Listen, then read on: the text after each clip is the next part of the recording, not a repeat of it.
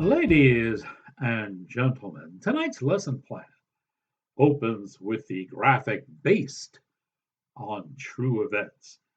This is Donnie Yen's latest film, and it contains some pretty amazing fight scenes. Now, I am sure that the real life story behind this movie did not feature a prosecutor with the martial arts skills of Donnie Yen. They may have taken some liberties in that respect, but it still makes for a really good looking film. A cinematic class is about to begin, and your professor is in.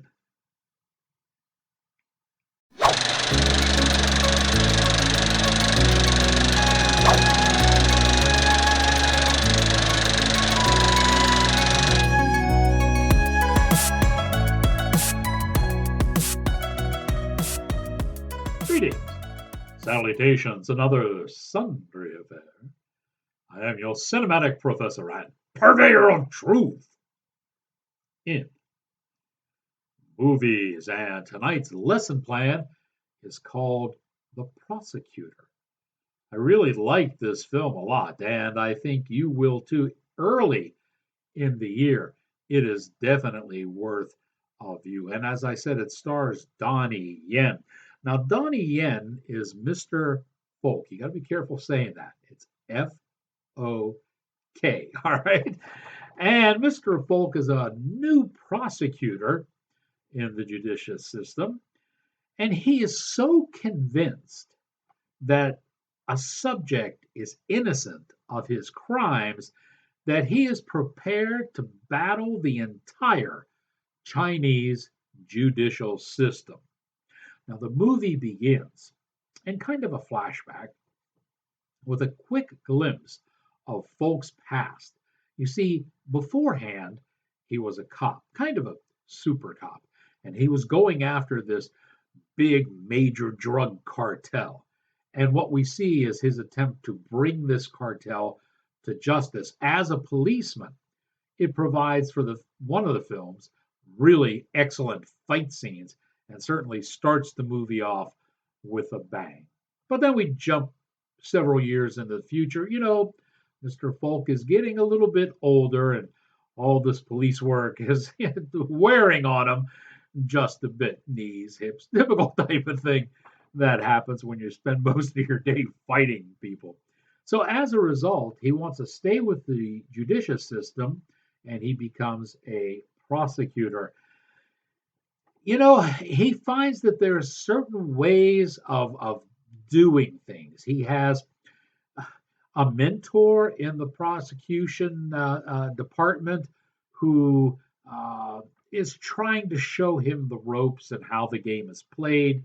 He has naturally a head of the department who likes everything status quo and does not want anyone coming in and shaking the trees, so to speak. Apologies to Peter Gabriel. But Mr. Folk is so determined that this one particular subject is being railroaded and getting caught in the system that he's ready to go through anything. The movie starts with one fight scene, but there's a whole lot more coming. So, as I said, Donnie Yen plays Mr. Folk, and he is becoming acclimated to the department of the prosecution. Kent Cheng plays Bao. He is the man who is trying to show him the ropes and explain to him how things are run and how everything goes. His boss in the department is Francis Nin Chen Yu, and boy, he does not like what Mr. Volk is going through in this particular case. And at one point in the movie, they come to blows. But it's kind of interesting because he is the man who likes the status quo and doesn't want to rattle the boat. But when evidence is put in front of him and he realizes an injustice has been done, kind of changes the story for him. The story centers around a young man played by Mason Fung, who is Ma Ka Kit. And he is really caught up in the legal system in a very bad way, uh, primarily because he's been given some bad legal advice from Ah Pak, who is played by Julian Chen Chilang. This guy is, wow, he's a pretty good antagonist. He's a defender, but he's so corrupt and so intertwined with the drug cartel people that he's probably worse than most of the people he's trying to defend. Also in this is Lang Kong. He plays Uncle Ma. He is Ma's grandfather. And the story takes on a whole different perspective when, through a series of events, he is murdered. And this really riles up Mr. Falk and gets him to go headfirst into the shuffling the judicial system. Here now is a look at the prosecutor.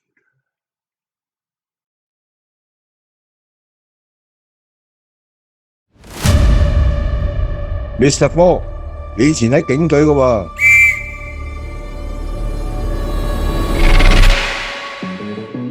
而家考入嚟 DOJ，一定有你嘅高見嘅。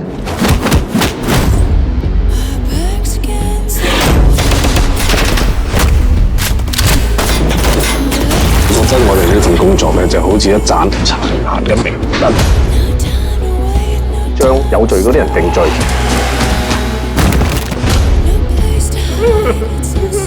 還無辜者清白。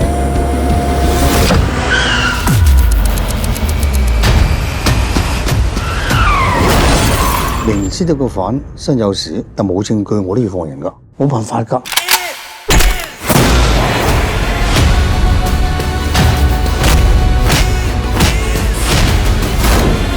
一個誤判就會摧毀一個家庭。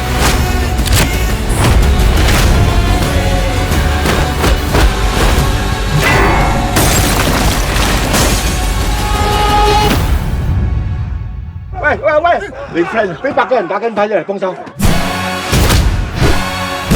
乜唔係啊？打緊拍嘅人啊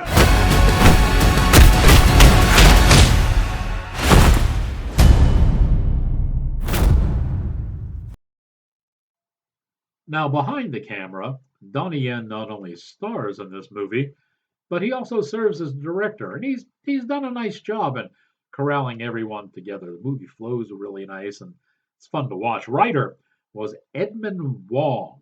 He has put together, as I said, you could tell the tale is while it may be based on an actual court case.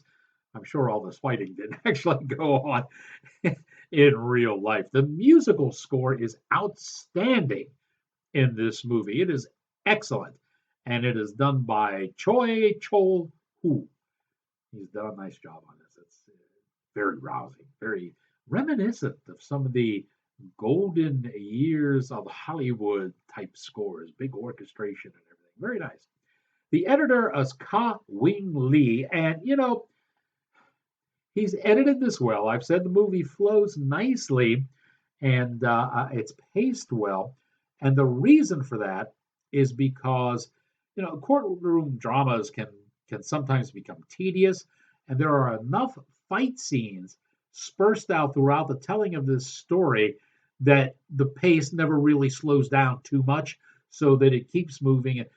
That said, the Chinese have a penchant for making their movies too long. This one's not too bad. It clocks in just under 2 hours, but I still think maybe a 15-minute edit or so on some of the slower scenes would probably have helped this an awful lot.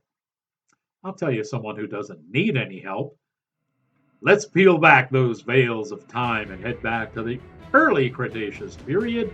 Check in with the nation's first and only prehistoric film critic, Rex Greer. Courtroom dramas can be rather tedious, but Yen sprinkles enough epic fight scenes to make this quite watchable, coupled with an excellent score.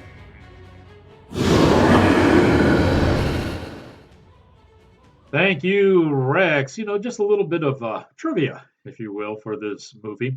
There are a couple of scenes when Mr. Folk is talking to his father, and he's caring for his father, who is in an old age home. That's really Donnie Yen's father. He put him in that role, so that's kind of cool to see those two together and interact with one another. It was kind of a neat little thing there. Courtroom dramas, as I alluded to a little bit earlier, have a tendency sometimes to they're very tense, but they have a tendency sometimes to weigh you down because of that tension. And a lot of times after the courtroom drama has been successfully revealed, sometimes they're not worth another look right away because you know what's going to happen. So it kind of loosens the tension up, which was the whole purpose of getting there. This movie, not so much because of the very excellent fight scenes. And I'd like to point out the fight scene in the trolley car. It is very, very good. A subway car, I guess. It would say trolley limits us to Pittsburgh, I guess. So if you look for the one in the subway cars, that's definitely worthwhile. So that helps the movie along, and that makes it worth multiple viewings, because the big thing doesn't become the big reveal. It's how you get there in this particular movie, and that's worthwhile. What's really worthwhile?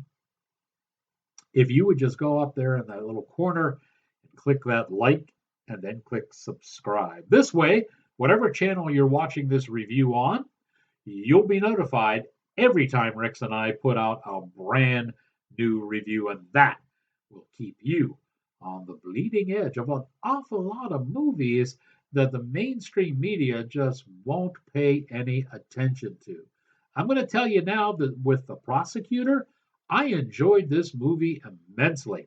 It's early in the year, but this certainly will make my list for one of the best of the year, and certainly one of the best foreign-made movies. Donnie Yen's done a nice job on this, not only in the acting, but behind the camera, directing it as well. I think you're going to like this one.